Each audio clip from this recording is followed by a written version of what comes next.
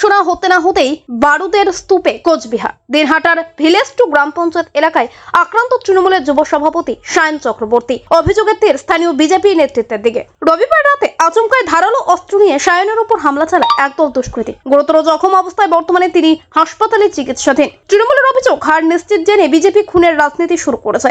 আক্রান্ত সায়ন চক্রবর্তী ও তার পরিবারের দাবি, বিনা প্ররোচনায় বিজেপি আশ্রিত দুষ্কৃতীরা প্রাণে মারার উদ্দেশ্যে এই হামলা চালিয়েছে।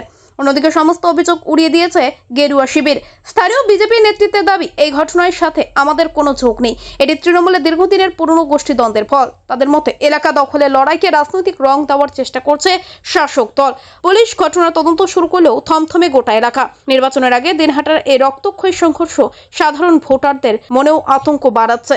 আর পরিমল বর্মন ভিলেজ ওয়ানের অঞ্চলে কি পদে আছে? ভালো পদেই আছে বিজেপির।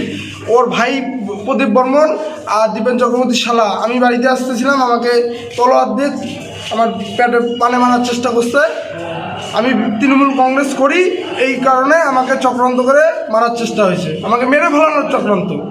যারা মারছে তারা কি বিজেপির? হ্যাঁ, বিজেপি করে। বিজেপি পদে আছে, অঞ্চল সভাপতি, অঞ্চলের কনভেনার ওরা আছে।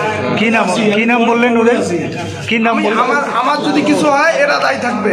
কি নাম বললেন ওদের? দীপেন চক্রবর্তী, পরিমল বর্মন, তার ভাইয়ের নাম প্রদীপ বর্মন। আপনি তৃণমূলের কোনো পদে আছেন কি? হ্যাঁ, আমি আমার বুথের যুব সভাপতি। কি নাম আপনার? সায়ন চক্রবর্তী। কোন অঞ্চল? ভিলেজ টু আমার অঞ্চল। কত নম্বর বুথ? কত নাম্বার বুথ? 277। পূর্ণ ভিত্তিহীন অভিযোগ। কারণ দিনহাটা বিজেপি করা যাবে না, বিজেপির কোনো কার্যকর্তা কোনো কার্যক্রমে অংশগ্রহণ করতে পারবে না, এই নিদান দিয়ে রেখেছেন উত্তরবঙ্গ উন্নয়ন মন্ত্রী। সামনে বিধানসভা নির্বাচন, উত্তরবঙ্গ উন্নয়ন মন্ত্রীর নেক নজরে কে আসবে এ নিয়েই চলছে প্রতিযোগিতা। তৃণমূল কংগ্রেস গোষ্ঠীদ্বন্দ্বে জর্জরিত এবং ভোটের বাজারে কে কত কামাই করবে তারও প্রতিযোগিতা চলছে। এবং উত্তরবঙ্গ উন্নয়ন মন্ত্রী যত কাছে আসবে সে তত বেশি কামাই করবে, এই নিয়েই চলছে বোমা বন্দুকের রাজনীতি। এবং সম্পূর্ণভাবে মিথ্যা অভিযোগ বিজেপির দিকে তুলেছে। আমরা মনে করি যে এগুলো আরও বাড়বে।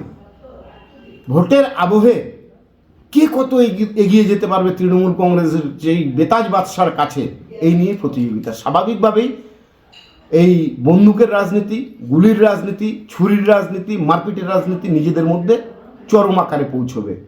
26শে বিধানসভা নির্বাচন শুধু দিনহাটা নয়, পশ্চিমবঙ্গ থেকে তৃণমূলের বিসর্জন হচ্ছে। আমার বাড়ি ভিলেজ টু মাঝামাঝি। আমার বাড়ি একটা যাওয়া দেখছি, ওর বাড়ি আমার বাড়ির পাশে। আমার নাম হলো দীপেন চক্রবর্তী, ব্যাকেটে চক্রবর্তী সামনে।